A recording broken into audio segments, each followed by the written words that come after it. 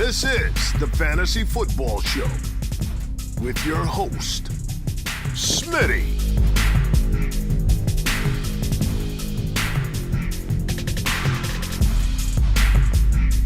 Top 5 running back. You're watching the Fantasy Football Show. Smitty. Take a lap. We are back. You're watching the Fantasy Football Show, and we're here to talk about Dalvin Cook's massive explosion. 104 total yards and 2 TDs for Najee Harris. 222 yards total and 2 TDs for Dalvin Cook. Dalvin had a day. And lesson for anybody that benched him, lesson learned. If he starts, you play him. You don't get cute. Is there reason to be concerned? Absolutely. Is there reason to be concerned about the shoulder going forward? Absolutely. But if he starts, you play. As we talked about the entire 2 hours, we want to play our hearts wanted Madison to do well. So many of us had Alexander Madison just stashed away. This was Alexander Madison's production. It got stolen from him by Dalvin Cook because Dalvin Cook should have been responsibly rested. I don't care how good he did. He still has a bad enough shoulder. He needs to be in a harness. And yet, Cook just comes out and just takes the volume from Madison. This should have been Madison's Week 14 volume. So it's kind of like bittersweet for anybody that owns both because you're torn. And the bottom line is, lesson learned for anybody that sat this man. If Cook starts, you play him. Bottom line, if a stud player plays and starts, you start them. Sometimes you get limited production. Sometimes you don't get what you expect and they're decoys. It happens. Hopkins, weeks back, you played him, you didn't get a lot for him. In previous seasons, I can think of guys like Keenan Allen who were limited. You didn't know that. You kind of played them anyway because they're a stud. They go out there and they're limited. They're a decoy. Doesn't matter. You got to take that risk when a stud is sitting in front of you. You draft, especially a first rounder. If they're in there, you play them. You run the risk of the whole injury thing. You throw them out there. You let them go. So hopefully, I got a lot of DMs after I got off the live stream. You know, the game started and people were like, Smitty, I left Madison in and didn't switch out Cook and Madison. You can't do that. Now, I will say this. I was disappointed in Madison's workload. I did believe that they would give him more work and rest Cook a little bit here and there, especially like when the game was out of hand. I know they came back and that was a close finish. Steelers almost scoring and putting themselves in a 2-point conversion attempt away from tying the game. Very, very good ending. But as the game was out of hand, why they don't throw Madison in there tells me they don't care about Cook's long-term availability. I don't know if it's the off-the-field situation, whatever, but I don't care about production. They don't want to, rest on the side of caution with Dalvin Cook's injury. They just feed him. And he did well, and let's not take away from Dalvin Cook's performance. He looked good. His feet looked quick. Dalvin Cook was quick. His feet were fantastic. KJ Osborne, that's right, Kamal. Let's go. We had a lot of KJ Osborne questions that we plugged away. I was a little nervous because I told a lot of you to start KJ Osborne in the super chats and stuff, and I'm like, yeah, KJ, get KJ in there. Osborne, Freiermuth. Freiermuth and KJ did pretty much very little for a big portion of the game, and I'm like, damn. Darn it. But KJ Osborne, nice little game he had. What did he finish with? 3 catches for 83 yards and a touchdown. Justin Jefferson, a lot to be desired. Did a lot of his damage early. Kirk Cousins was throwing awful passes to Justin Jefferson. Jefferson should have had 3 TDs. 3 TDs. 3 TDs he should have had. And he walks away with 7 catches for 79 yards and 1 touchdown. Cousins just overthrew him, underthrew him, threw the ball just in bad spots. Now, Jefferson is a grown man, a professional NFL wide receiver. He should have grabbed one of those big catches that was behind him. It was like up high. Look, He should have come down with it. He's good enough to come down with it. Jefferson should have had at least 101 TD, even if you just gave him one or two of those catches that were very errant passes by Cousins that Jefferson got his whole paw on the ball. It was like, where's my football? It was like this. It was like this. Boom, like behind his head, full palm, entire paw was on the football. And Jefferson dropped a couple of those. Not because he's a bad wide receiver, not because he has bad hands. He was moving full speed. I'm just saying this guy's good enough to catch those. So really should have had about a 100-yard day with a touchdown minimum in this outing. So it kind of sucked that he came away with just 79 yards and a score. But two very, very bad passes by the guy known as Kirk Cousins, who should have gave Jefferson a big day. Najee blew up. Freiermuth did good. Freiermuth, he did well. Freiermuth had 2 catches for 32 yards and a touchdown. I believe almost had that final touchdown at the end. Can you imagine if he grabbed that score, came out with 2 TDs? That would have been nice. Deontay Johnson, only 5 catches for 76 yards. And then also, Najee started off slow, but 94 yards on 20 totes of the rock, 1 TD on the ground, 4.7 yards a pop. Najee got the 3 catches for 10 yards and 1 receiving TD, 2 total touchdowns for the man known as Najee Harris, 2 TDs for the man known as Dalvin Cook, who doesn't need a shoulder. Just put your shoulder in a sling and run the ball. In a way, I'm kind of proud of Dalvin Cook. I'm also thinking he's reckless, but at the same time, I'm thinking this is the way it used to be done. You didn't sit out and grab a juice box and hit the sideline because you were banged up. You played. And now he's not the right person to try and push the limits of his body because he's very injury prone. He will end up hurt at some point, but will it be week 18 when it doesn't even matter anymore? Will the shoulder harness and everything going on right here be fine until week 18 in the first quarter when none of it matters for us anymore? Then boom, he's out for the year. Here comes Madison. Great. Week 18. Fantastic. Awesome. Good timing. 2021. That could be the case. So know that going forward. If you've got Dalvin Cook right now, whether you doubted him walking into this week, I've got two things to say to you. Number one, you better own Madison because that was preached from the beginning. If you own Madison and Cook, you are fine. They run one running back. You don't have to worry about, even if the running back's got a torn labrum and a harness and a sled on and a backpack and a shake weight in one hand and ankle a bracelet on. Doesn't matter. It doesn't matter if the guy's pulling 15 pounds of weights on a sled. It doesn't matter. It doesn't matter if he's wrapped in a blanket. He will be the only running back. He will be fed a ton of work. And Dalvin Cook, if he's the starter, if he's on the field, will get volume. The only risk you have is that he gets hurt mid-game and you don't get any points or something like that. But you are golden. If you've got both players, you're fine. And while we're worried about him getting hurt, it doesn't matter. Cook and Madison, you're fine. If you own just Madison, it sucks. It's bad timing. It feels like a robbery. It feels like these were Madison's points. Maybe he wouldn't have had 220 total yards. Maybe he would have had 185 and 2 TDs. I firmly believe what Cook did, Madison could have almost did as well. There were wide open rushing lanes. It was like no one was on the field. It was like when you're playing Madden and you're trying to get the other team to score real quick and you grab the player, pull him over, grab the player, pull him over, grab the other player, pull him over, and you shift the entire defense onto one side of the field, then snap the ball because you want the other team to score. That's what it looked like for Dalvin Cook on the field. There was a cornerback that shifted over on motion and completely left the entire side of the field wide open for Dalvin Cook on that touchdown scamper. It was ridiculous and embarrassing. And sometimes you look at that and you say, man, wouldn't it be nice if Najee Harris had that kind of open rushing lane to look at, or the blocking? Najee still pulled off 4.7 yards a pop.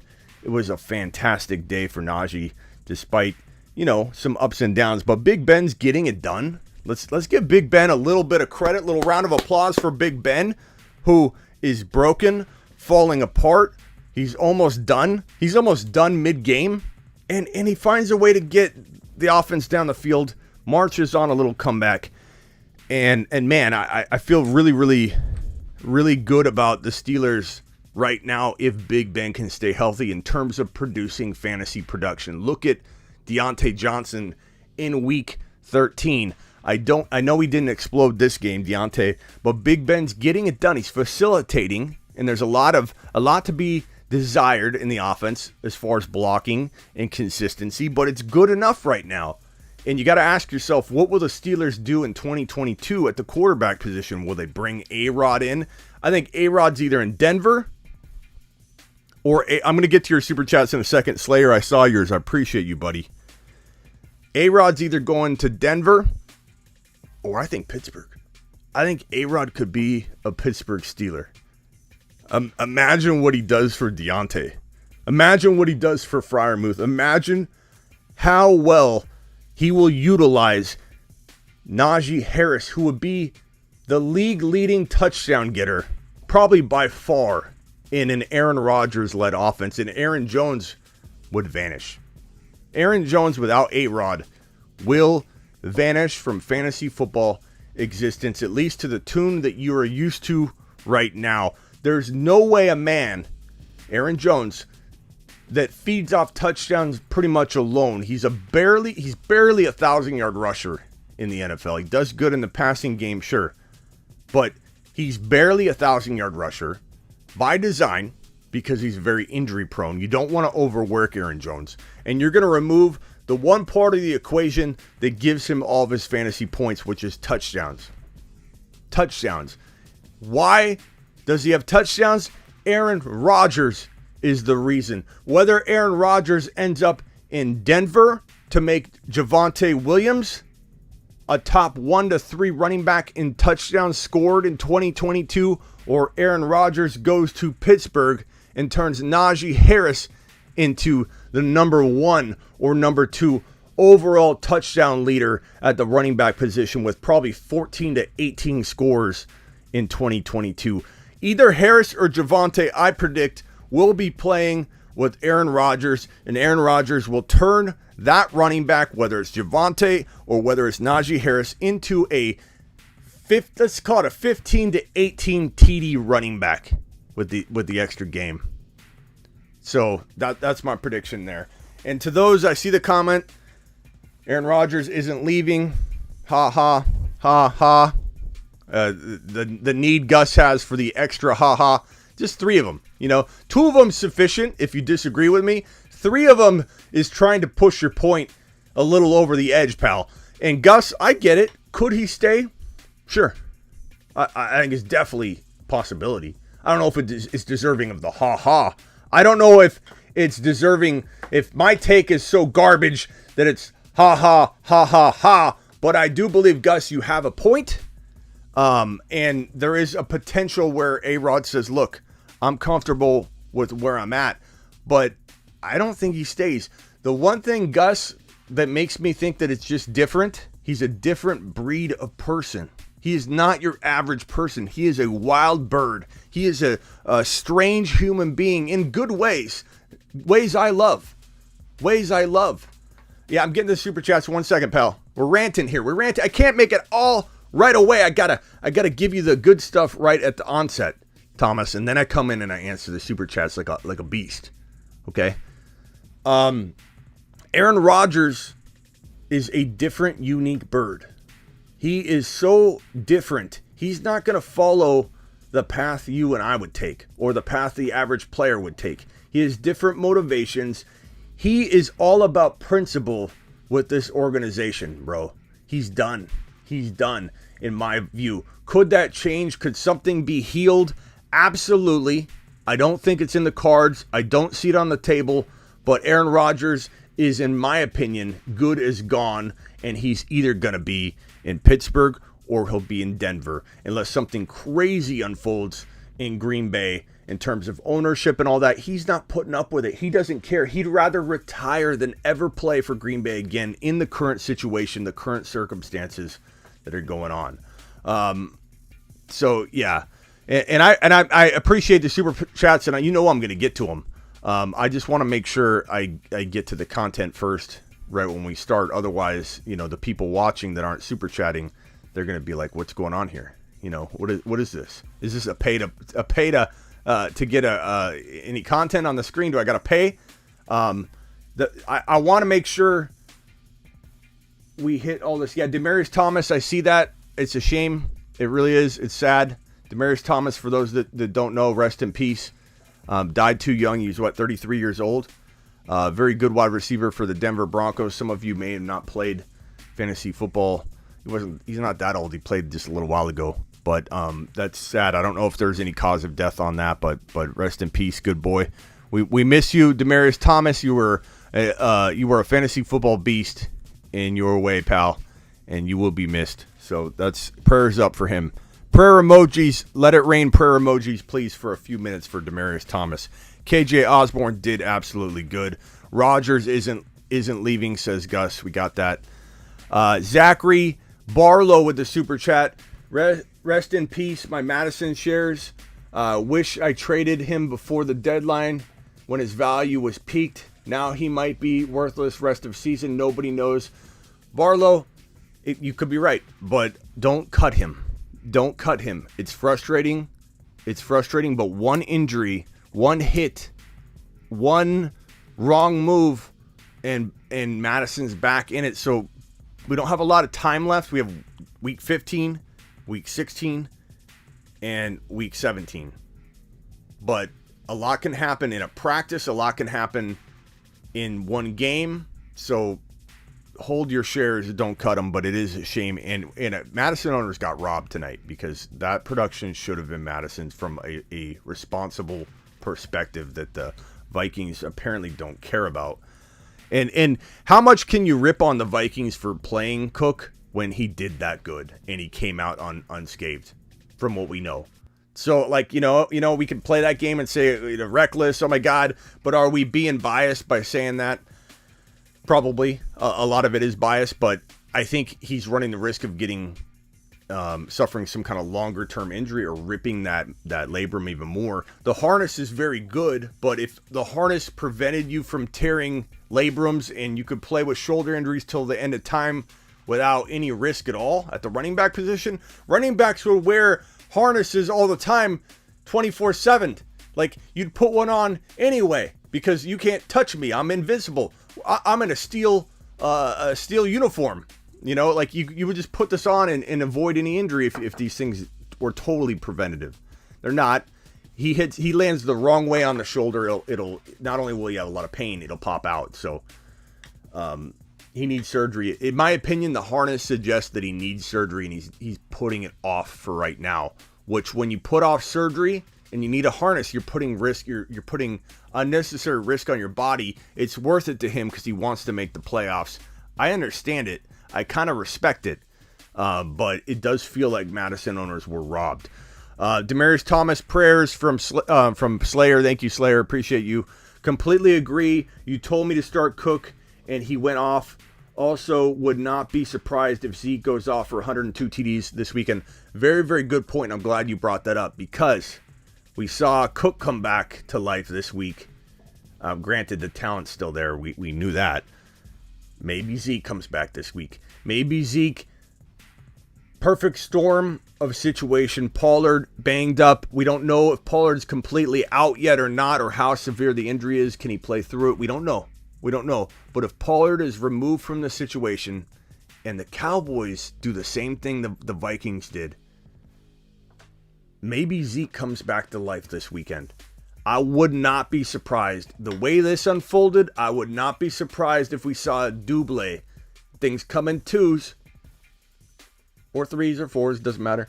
In this situation, it feels like things come in twos, and we might see Zeke Elliott come back to life.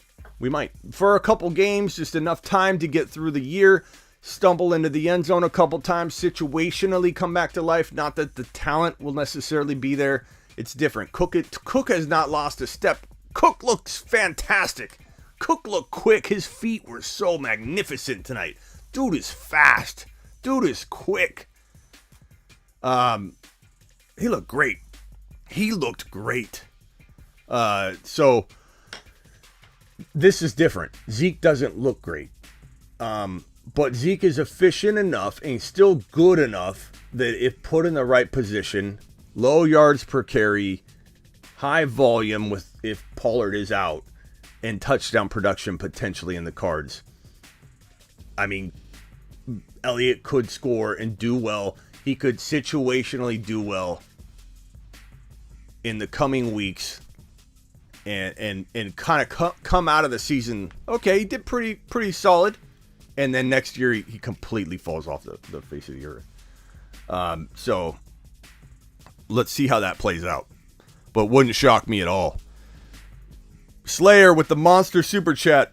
Smitty knows. You told me don't trade Najee. You told me KJ and do it live. Needed magic on Thursday Night Football, and boom. Smitty knows. Let's freaking go. Congrats, bro. Najee scared me, Slayer. I was sitting there watching that game going, I swear, I thought about you for a second. I thought, Slayer, you're ruining my football experience right now because all I'm thinking about is that your team's not doing well because Najee's not getting good yards per carry. He's not getting good action. And Slayer was ruining my football experience as I sat there watching the game, eating my wrap. Okay? We're doing burritos. We're eating unhealthy all week. And I thought, I'm going to go with a chicken wrap loaded with ranch dressing, mind you. I'm not going to do a wrap without ranch dressing all over it. But I'm eating my wrap. my chicken lettuce with avocado and ranch piled all over it to defeat the whole purpose of eating a wrap. I'm eating this wrap, watching Najee, thinking about Slayer.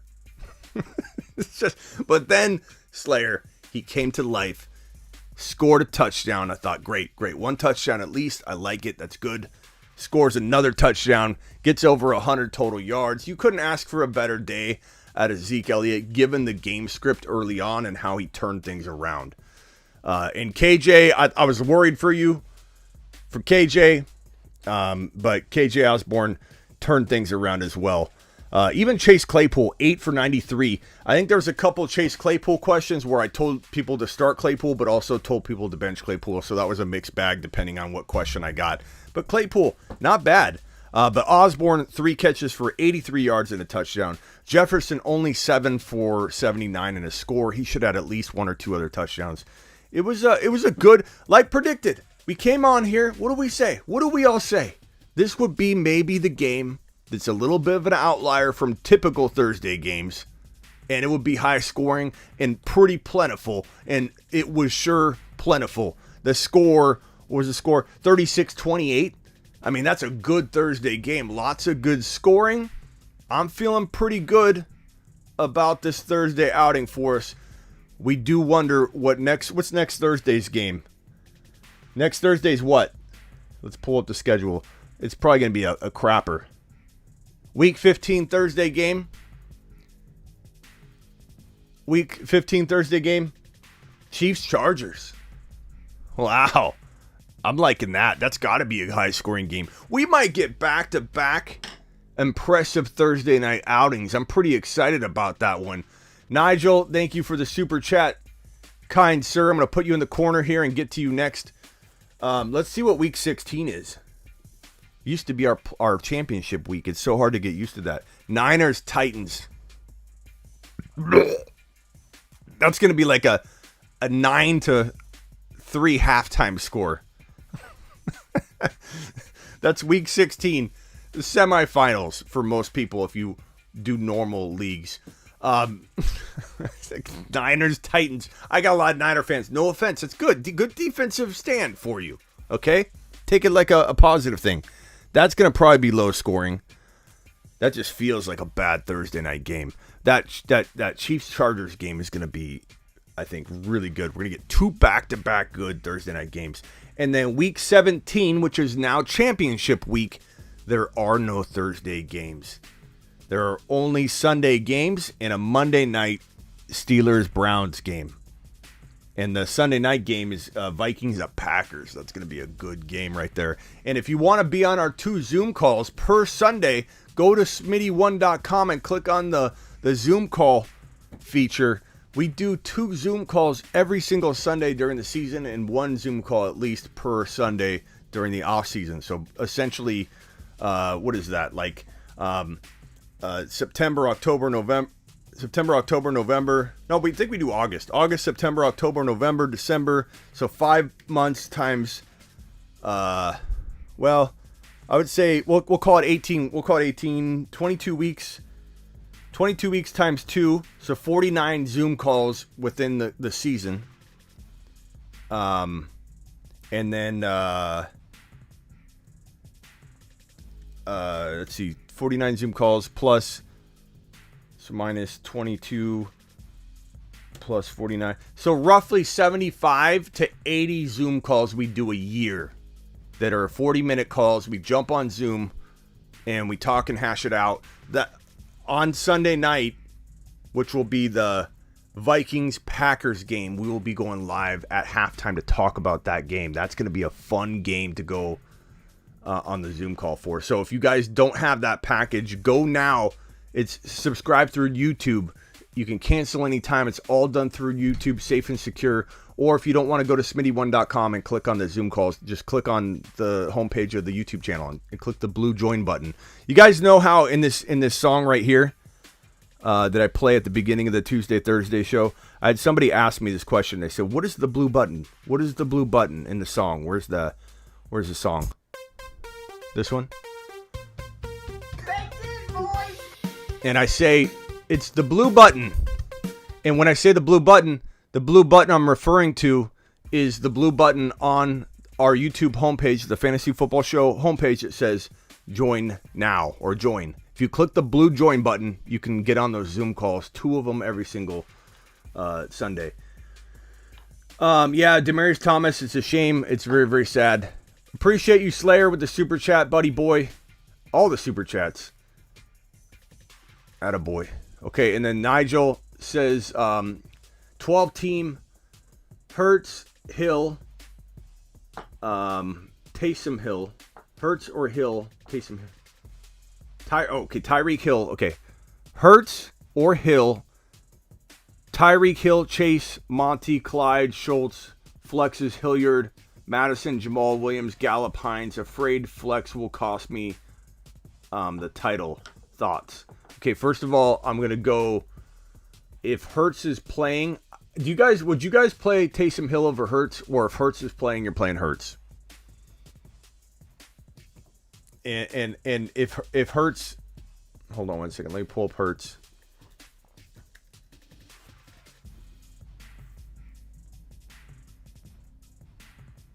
Hurts is starting week 15.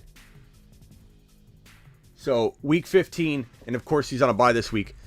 Hurts is starting week 15. Yeah, but I think he's Alex. I think he's hurt, or he's talking about next week. So Hurts, if he's starting, and he looks like he's starting, is your quarterback in week 15. You obviously have to go Taysom Hill, who's also hurt this week. But I'm not. I mean, depending on how Taysom looks, if Taysom comes out and tears it up in week 14, bro, and he looks fantastic, the injury isn't holding him back, his rushing is insane, then I think you have yourself a dilemma that we need to address on a week-by-week basis. I don't want to answer this question now and not touch on it again, Nigel, because things change from a week-to-week perspective. But Hurts, coming off the bye, will start week 15. And I think he probably needs to be your starter.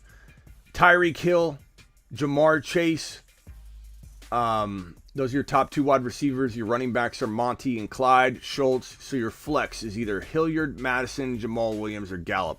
I wonder if you started Madison this week already, and that's why you're saying that. Hilliard may prove himself this week.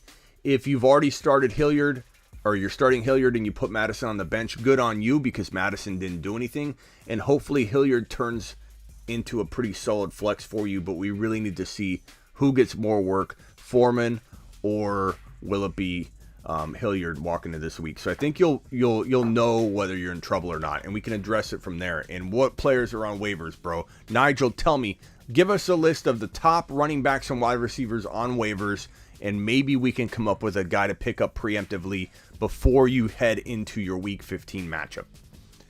Okay. Didn't start Madison. Okay, so Hilliard's a good play this week considering Madison did nothing. So I like it.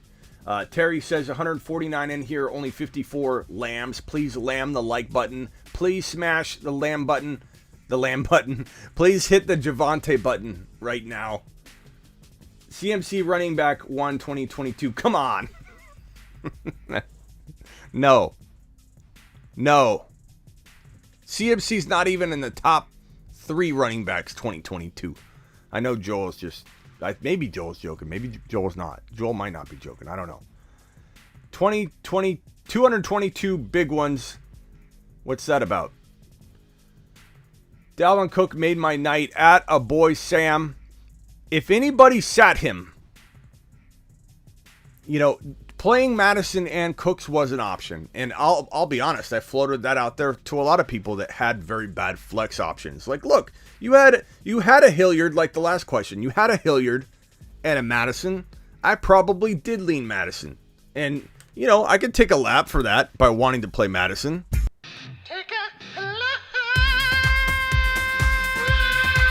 But that's only as a flex. The moment this news was announced that Cook was starting, Madison went from running back 1, top 3 running back play. Clearly, look what Cook did in this game. Madison would have done that. Madison would have had 2 TDs and at least 175 on the ground in this game instead of the 222 total yards. He would have at least $175 of that and 2 TDs. I have no doubts about it at all. Madison would have blown up. The moment Cook was announced that he was gonna probably play, Madison went from running back 1, top 3 overall running back for week 14. He went to a flex. But he was a decent flex play because you didn't know what was going to happen. Don't beat yourself up if you started this man as your flex, Madison. Don't beat yourself up. Troy says, you'll see when he drops 100 this week, Matt. I know you're a Higgins owner. You talking about Jamar Chase? I love Jamar Chase this week. I think he does eventually bounce back. I think he goes crazy. I think he has a monster finish to the year. I know he's currently in the middle of a freaking slump and a rookie wall. I get it, but I do believe Jamar Chase will bounce out of it. We've seen other players bounce out of slumps pretty easily and quickly. Rookies do that. Rookies hit rookie walls. There's nothing wrong with believing in a player, even if they continue to bust a little bit for a while. Because we're talking about bounce backs. Bounce backs take a little time. They're not always the week you expect it. Sometimes it takes a little longer for a player to get out of a rookie slump, and you got to just be patient with it. But I do believe if Jamar Chase does stave off injury, he will do what I believe Najee's kind of done. Najee has been a little bit worrisome walking into this week. Like, you were a little bit panicked about, he feels like he's breaching a rookie wall territory. You know what I mean? If you own Najee, you know exactly what I'm saying. He wasn't busting. He wasn't doing what Chase was doing, not showing up. First of all, he's a running back and he's getting fed tons of opportunities. So it's more about the feel with a running back. Receivers can vanish for an entire, 3 weeks and get very little action. That happens all the time.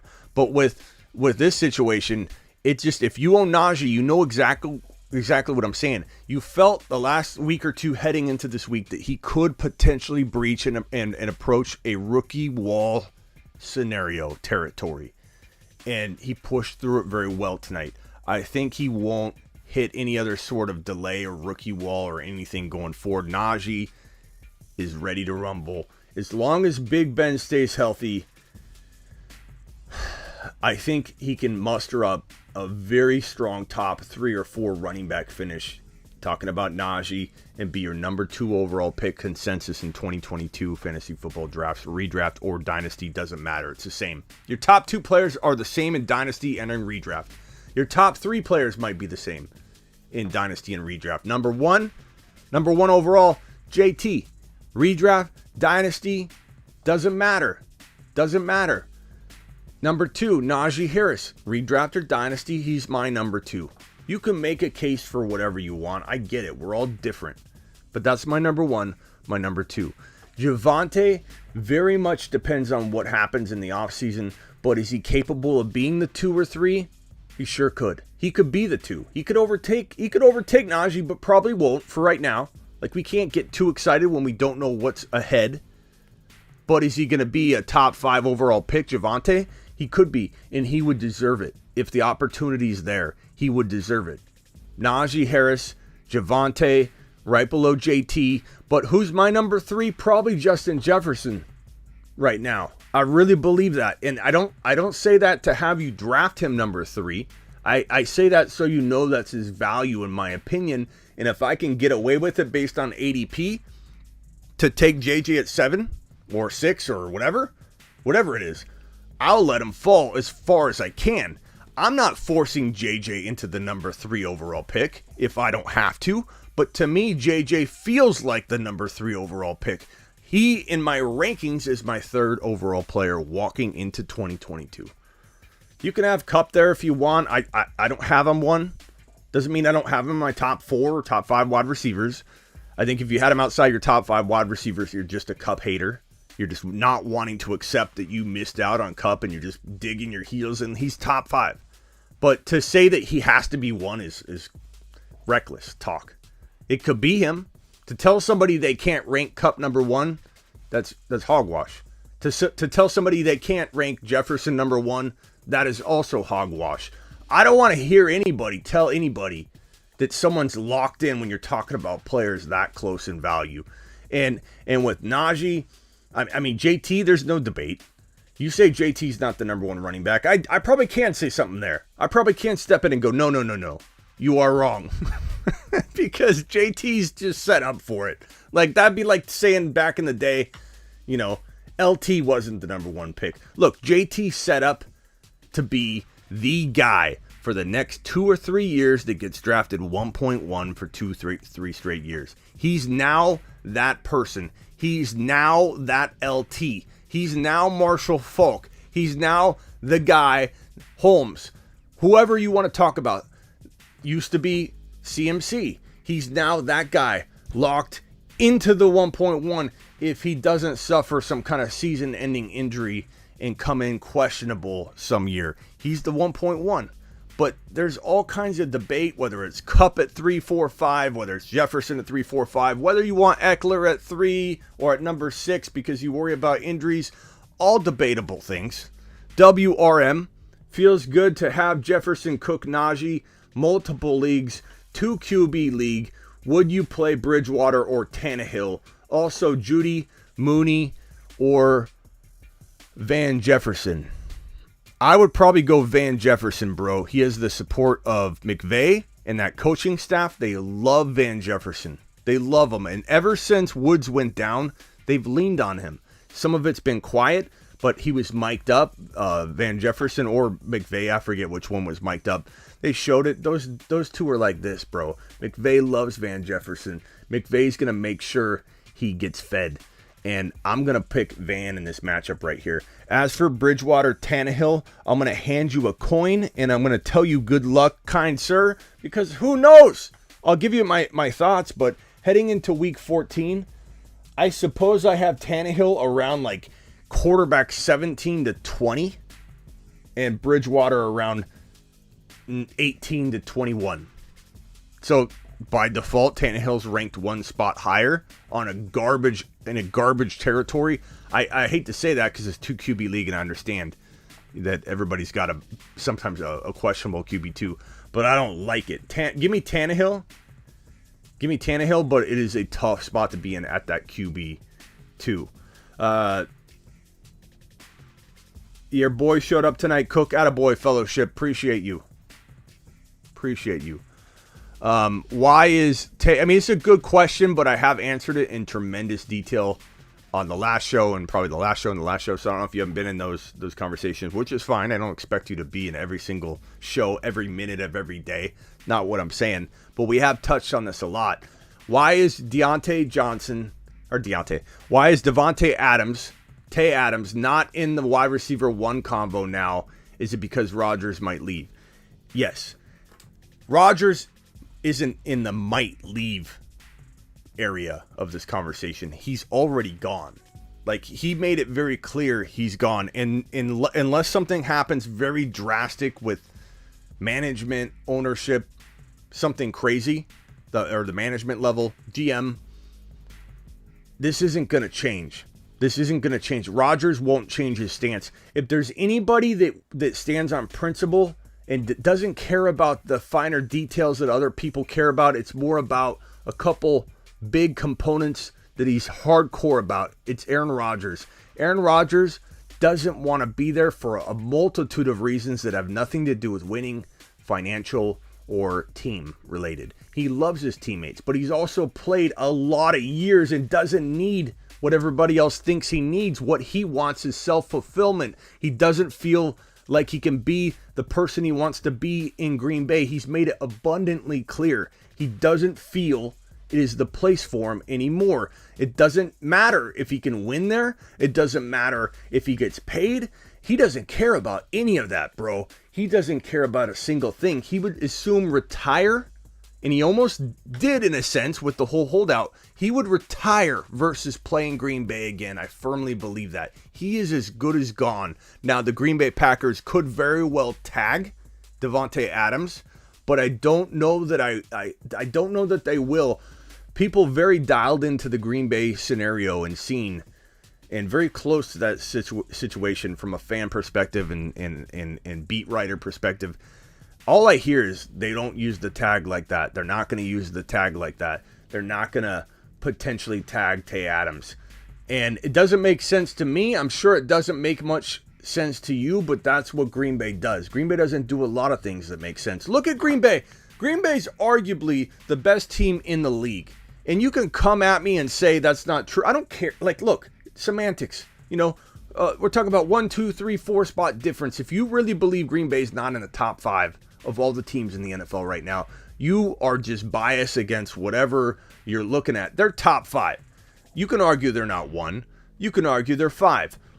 Whatever the case may be, they're a top 5 team. Some would argue 1. And this organization is already running Aaron Rodgers out. This organization is willing to let Davante Adams, from everything I hear, leave and not tag him. Talk about ridiculous ability to manage what is working and what's sitting right in front of you.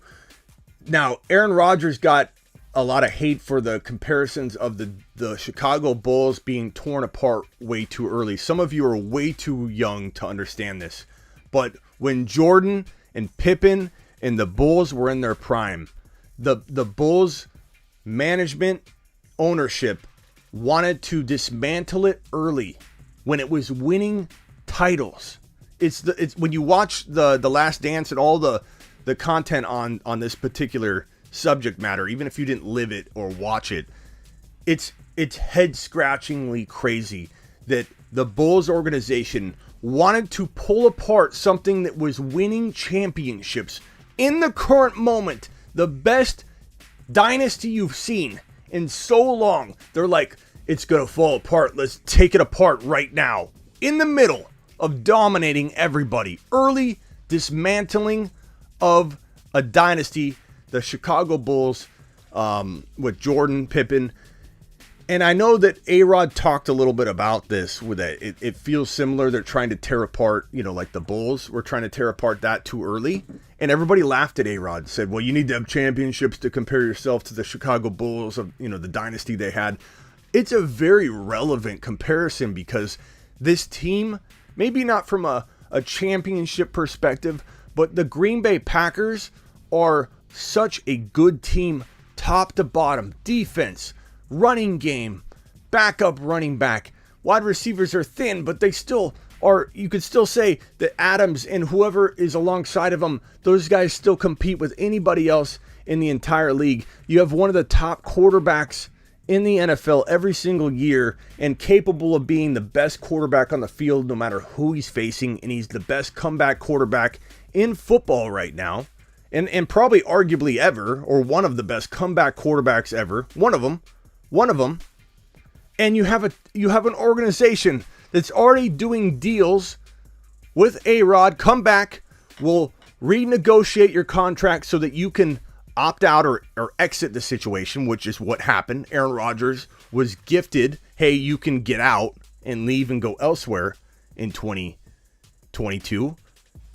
They're setting this up to dismantle in the middle of being one of the best seasons they could have and best teams that they've had in a long time. They're arguably the number 1, number 2, number 3, whatever you want to rank them, team in the NFL. And yet the organization's already agreed to dismantle it. It's crazy. So to answer, this is a long-winded answer, pal. A long-winded answer. I apologize, but it's a topic that I think needs to be ranted on and debated on, which is why I have Time for a Smitty rant. which I should have pushed that button a long time ago, but Adams might be playing with either Jordan Love if they decide to tag him, which decreases his value by an extreme degree, bro. Like, he's not the number 1 wide receiver in fantasy football with Jordan Love throwing him the football. I believe Adams would get his. Adams would be a top 5 wide receiver potentially still, but he would not be the one. He would not beat out Jefferson. He would not beat out Kupp.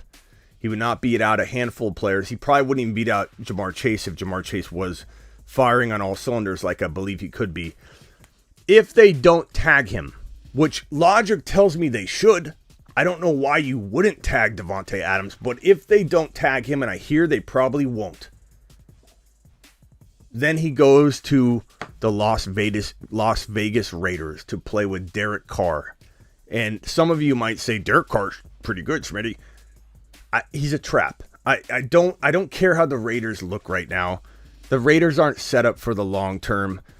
The best shot Adams has to returning to the number 1 overall wide receiver conversation is to follow Aaron Rodgers. If he follows Aaron Rodgers, and if a team can afford both, which is a hard thing to imagine, but money can be moved around in weird ways. He could sign a different kind of deal that we think he might not be interested in, that he might be in because he wants to play with A-Rod and get a championship. I don't know. If he followed A-Rod, or if he landed in a crazy good spot we're not thinking of right now off the top of our head, Adams could return to the 1, 2, or 3 overall wide receiver conversation. If he goes to the Raiders, which seems to be the front runner landing spot for Adams to play with his former quarterback and good buddy, best friend Derek Carr, sky's not the limit, pal. Sky's not the limit. I don't see Adams being the number 1. I see him being top 5, but I don't see him being the number 1 wide receiver in that black hole of a situation for wide receivers. It's been that way for a while. Wide receivers go to die was Oakland, now Las Vegas. Randy Moss, it's not a great situation. Now, things evolve. I'm not saying it would be the exact same scenario year after year after year after year. They can't turn it over a new leaf, but I don't see Adams in Las Vegas as a good thing. So if he goes there, not good. Mark Cleveland says Adams is unrestricted free agent, but he can get tagged. We're talking about tagging, Mark. It's not about whether he gets signed to an extension or anything. It's about them tagging him, which, like I said, may or may not happen based on what I'm hearing and how the Packers intend to use the tag and how they've used the tag in the past. So there's that. Russell Wilson. I mean, Russell Wilson playing in Denver wouldn't be a bad thing. You know what I'm saying? Sonny with a super chat. Lewis with a super chat. Appreciate you guys. Good buddies, good pals. Nigel, thank you very much. Nigel said, I think this is the last super chat up above that I missed. Nigel's given us a list of his free agents, so let's help him out. 179 of you in the building. Please hit the thumbs up on your way in the door. Devontae, Parker, Myers, MVS, Singletary, Allen Robinson, Boyd, Gainwell. If any of them are viable ads for potential flex, who should I drop? I don't know that those guys are great ads. I mean, some will say Parker, but I don't trust him. Robinson, I don't know if Robinson will ever bounce back this year. I suppose he's intriguing, but let's just see how healthy Allen Robinson is. It wouldn't shock me if he kind of had a a resurgence, but it also wouldn't shock me if we never saw him rebound to form ever again. He expects to play week 14. That's the plan. Everything is trending in the right direction. Robinson has 2 limited practices to his name. It's a hamstring injury. He did have 4 catches for 68 yards in week 9. Then the bye week hit, and then he hasn't played. He hasn't played since. I'd probably say A-Rob, maybe Nigel, if we're talking week 15. And as for who I would drop from your team, let me see if I can find your question up above. It's a little hard to find it, but give me a second. Here we go. I think this is it. I'd probably say, maybe Gallup or Jamal Williams I would potentially drop of this group right here. I think I'd probably keep Hines. Jamal, I'd keep this week if you need him this week because he will get some run. But once Swift comes back potentially next week, then I think that the value he has will go away. So I'm not too concerned about holding him for week 15 on, but week 14 he could be decent.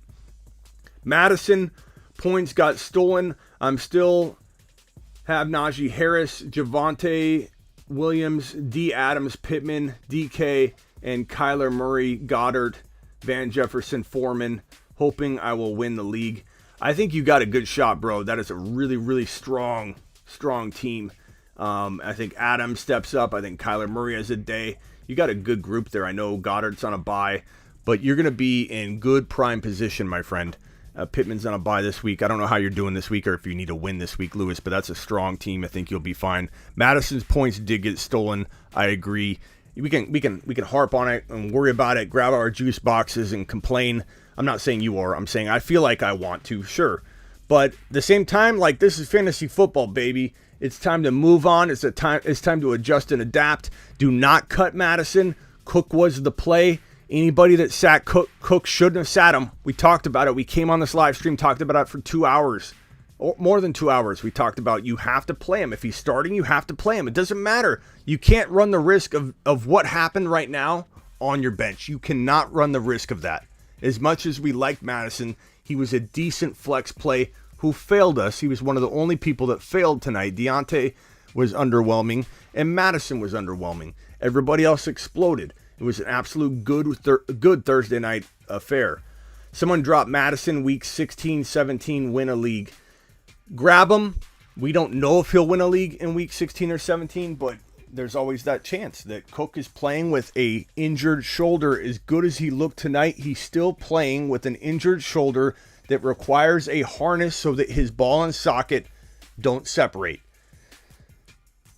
To the point that I made earlier, he's still an elite top 5 overall player per start with the risk of injury during the game. But you take that risk if you own him. You drafted him. You've got Madison. You're covered. It doesn't matter. Cook and Madison owners, I don't know if you guys remember a few videos back. I said it. I said one of the best players to trade for. This is before the controversy, the offseason controversy hit. I said one of the best players to trade for was Cook and Madison together. And the reason being is if one's removed, the other one's dominant. If the other one's in there dominant, the other one's hurt, that guy's not going to hurt Madison, unless Cook comes back and then he's dominant. They're not sharing carries. They're not hurting each other like Pollard and Elliott and Dillon and Aaron Jones. This is why several weeks back, there was a video on that I said this could win a league, this duo, if you trade for him down the stretch, because of how good Madison is and how good Cook can be if he's healthy. So if you own Cook and Madison, you're fine. You've been fine. There's been no worry. There's been no concern. You own Cook and Madison, there is nothing and there has been nothing to worry about because Madison is so good and Cook is so good that you're fine no matter what. And they will not running back by committee this thing. You're going to be golden unless an injury happens in the middle of the game in the first quarter and Cook goes down, which is certainly possible because he's hurt playing with an injured shoulder. Coconut, LOL, they almost lost because they only targeted Jefferson. Justin Jefferson needed targets. I think that's what he was referring to, that comment. Jefferson had a lot of targets. He had a lot of bad targets too. Man, if he just would have saw some more consistent passes, he would at least had 2 touchdowns, maybe 3. But he did receive 15 targets. I wouldn't say they targeted only Jefferson. Osborne had 9 targets. Osborne was fine. Conklin only had 2 catches for 20 yards. Cook was only targeted 3 times. Madison targeted once, 0 yards. What a game, though. What a game. What a game. Should Clement be a pickup? Michael, our YouTube exclusive member, our text line member, Michael, said to pick up Clement. He's somebody to look at. It depends on if Pollard... Hold on one second. Pollard...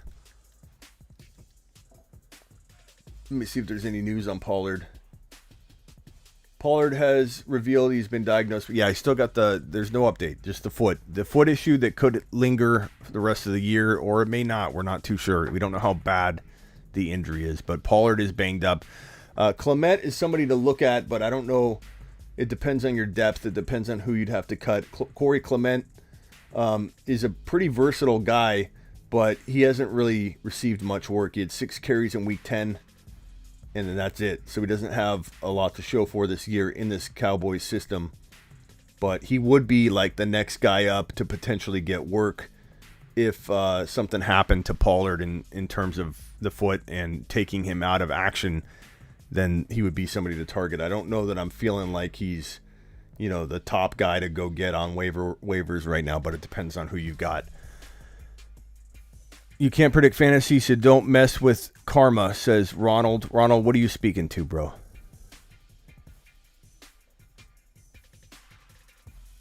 I got off work at 5 PST, played the Cook update video at 1.75 speed, made changes accordingly, up to 70 point. Look at this. Look at this guy. Baytown got off work at 5. Played the Cook update at 1.75 speed because he's a beast. Made the changes accordingly, which was to start Cook. And now he's up 70 points with Cook, JJ, Deontay, full PPR. Thanks, Smitty. Baytown dropping loads already early in week 14. Congrats, my man. Congrats. Appreciate you being a part of the show. Guys, hit the thumbs up if you're walking in the door. I'm going to probably call it here. I just want to come on and talk to you all and discuss this week 14 Thursday night outing between the Steelers and the Vikings, which was plentiful. And I think we're going to get another really good Thursday night game. Then it might go back to a bad Thursday night game the next week. And then the next week, the final championship week, there are no Thursday games, thank goodness. But this coming Thursday, Chiefs-Chargers should be a really good Thursday outing. Another amount of plentiful scoring going on. So, yeah. Let's see here. What do I think about...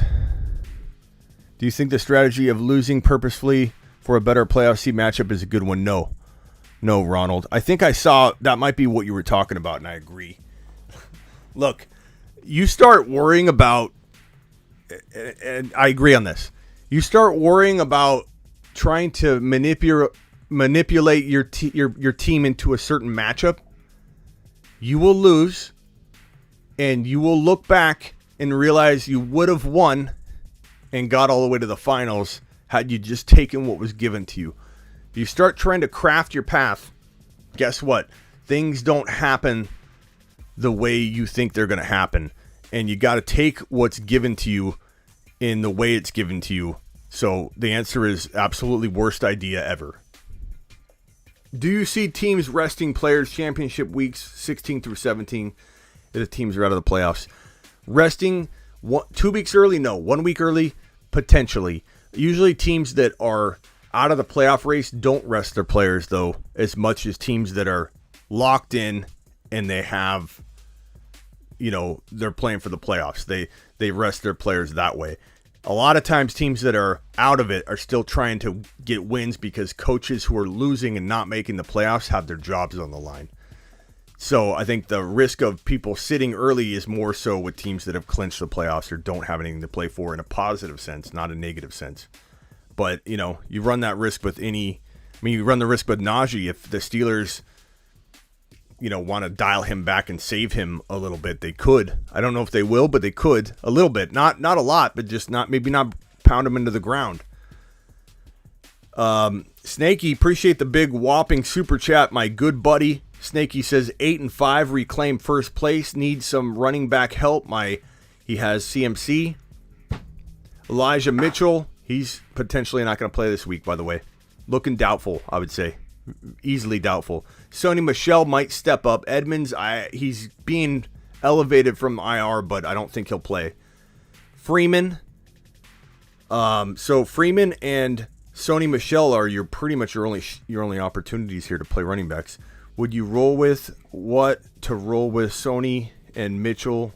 Thoughts? Mitchell, if Mitchell plays, you roll with Mitchell, but I don't think he plays. He's very doubtful, so you have no options. You have to go with Sony, and you have to go with Freeman. Abdullah, I'm not messing with that yet, bro. So I appreciate your super chat, and I wish I could help you further, but there's nowhere to turn. Because Mitchell's probably out. But of course I play Mitchell if he's a go. And if he's a go, he's your number one. And Sony, if Hendy's out or limited or looks to be not the main back heading into the news cycle right before that game, then Sony's your number 2. And Freeman's your number 3. If Hendy's going to start, Sony looks discarded, and Mitchell's going to play, then it's Mitchell and Freeman. It's confusing, but I think it'll be pretty simple for you, push come to shove, because I don't think Mitchell will play. Jeff Wilson will probably get most of the work, but they'll share carries. I think it will not be a one running back situation. I think they fully lean on Hasty and Wilson until one gets hot, and then they stick with them. So I would try and pick up Hasty and Jeff Wilson if they're available. Would I start Van Jefferson? Absolutely. I said it earlier. McVay loves him. And since Woods went down, McVay and him, I feel like, are like this right now. I think he wants to feed him the ball a ton, bro. Vlogs, him, and coaching staff, both optimistic he'll play. Everything I'm hearing is he probably won't play, but maybe that's changing as we speak. But I'm pretty sure he's dealing with 2 different injuries, man, and they want to make sure they don't injure him for the long term.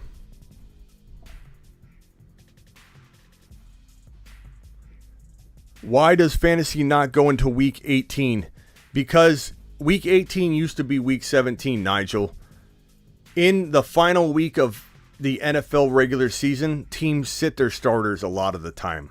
So you could have the best player in the league, and he gets sat the entire week 17. He plays like a quarter or less than a quarter, and then he sits.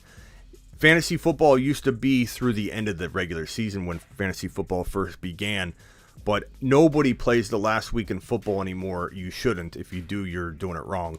Nobody should play the last week of football anymore. That week moved because they added a game, so instead of being week 17 that everybody avoided, now everybody avoids week 18, and now championship is week 17, semifinals is week 16, and the first game of the playoffs for fantasy football is week 15. You don't want to do it in week 14 because you got bye weeks. You got 4 teams right here, 4 teams on a bye. Like, you're going to really play the week 1 of the fantasy football playoffs with the number 1 overall player, the 1.1 JT on the bench? That's crazy. So that's why, Nigel, in case you were wondering, appreciate you. Appreciate your super chat, pal. Have Cook and Najee amazing over 80 points. Nice job. Nice job, bro. Smitty on about Debo, not Mitchell. Smitty on about Debo, not Mitchell. I don't know what that means, Matt. Smitty on about that he might play. Is that what you're saying? Let me look at Debo. Debo shouldn't play. He did not practice Thursday. Samuel generated a little hope when he was reported he was working out on the sideline Thursday, but not enough to bring home a limited tag. I see what you're saying, bro. Yeah, Debo shouldn't play. Mitchell shouldn't play. I'm going to say both of them don't play. I'm going to say both of them do not play Week 14, which is not good for the Niners, but it is what it is. Would you trade Swift for Pittman and Robinson? If I needed a win, if you need a win this week, it doesn't matter because Pittman's on a bye, and J-Rob, I don't know what J-Rob is going to do this week. I'd rather have Swift. He comes back next week. I'd rather have Swift. It's not a bad trade, but I don't know that I trust James Robinson right now, bro. James Robinson, as of this moment, J-Rob was held out of Thursday's practice, part of load management plan. It means that Robinson has gotten in only one limited practice this week, but the Jaguars have announced he will no longer practice on Thursdays. It makes all the sense in the world for a player who is banged up and yeah, let's see. We know the Jags game environment will be awful against the Titans' run defense, but Robinson can be counted on for 15 to 20 touches and return to a running back 2 type status. Yeah, I'd rather have Swift. If you can weather, if you need a win now, maybe you take J-Rob and Pittman because you need the win right now this week with the bye week. You might have to do it, but with Swift being out, if you can weather the week out. The week off, I would go Swift. I think Swift comes back next week. Tough position to be in, though, for you. Do you think Allen Robinson can flip the switch? Fields or Dalton better for him? I think Fields is better for him. I think Fields loves Mooney. And Mooney is much better off with Fields. But can Robinson flip the switch? Everything I'm hearing is maybe he's just too banged up this year. He'd be somebody I might add in like the deepest of leagues where I have horrible wide receiver depth and I need a guy and he's there and there's no one else around that's even remotely close. I might grab him, but I don't know. It feels very low chance that he flips the switch and tears it up, bro. But could he be okay? Serviceable, maybe. Mitchell probably not going to play. Yeah, I'm going to say Mitchell's out. I'm going to say he's out. I don't think he plays. Ronald Wilson, but let's go 49ers, says E111. Attaboy E111. Appreciate you. Triple one. Would I start Clyde? Depends on your options, bro. I like Clyde as a flex at a minimum, so I find it pretty easy to put him in as a flex play, but it depends on your depth.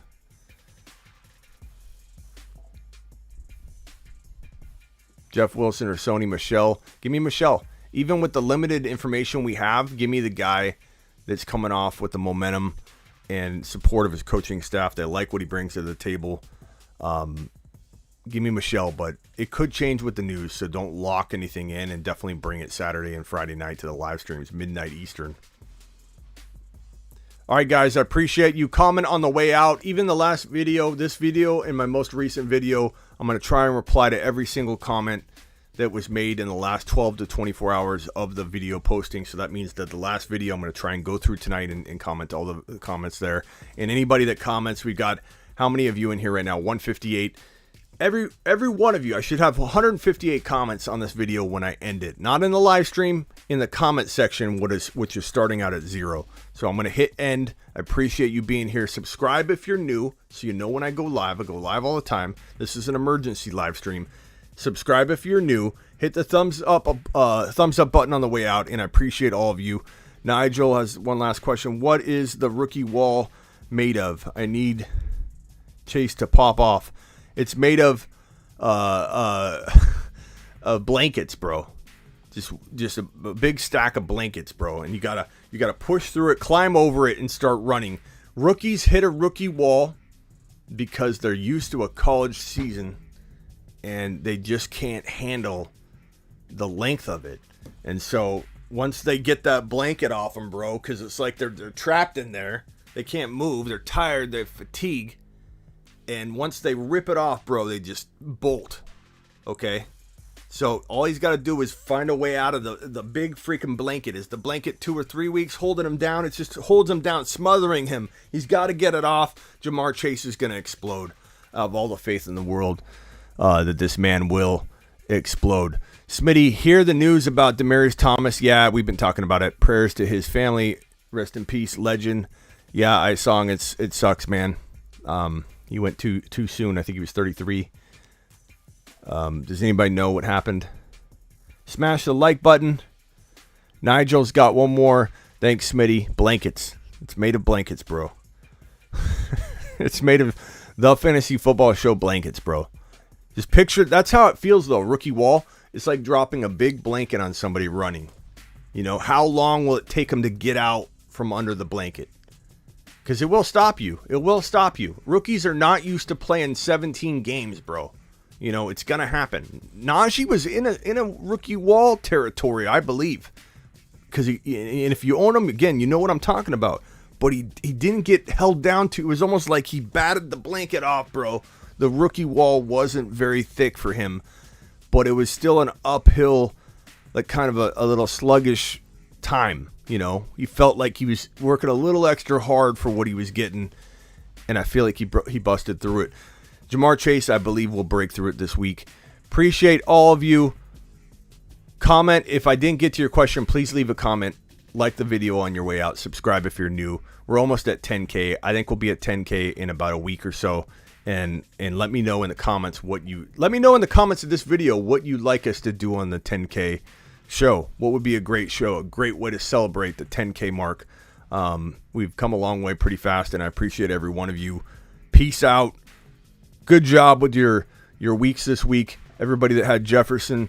I mean, this is a Justin Jefferson and Najee Harris community. You know, we a lot of us own Cook and Madison, or just Madison. But we all kind of own Najee and Jefferson, man. So we all had a good day collectively, I think, in this little chat. I think we all did some good. Appreciate all of you. Talk to you later, and see you tomorrow at midnight Eastern on the Fantasy Football Show.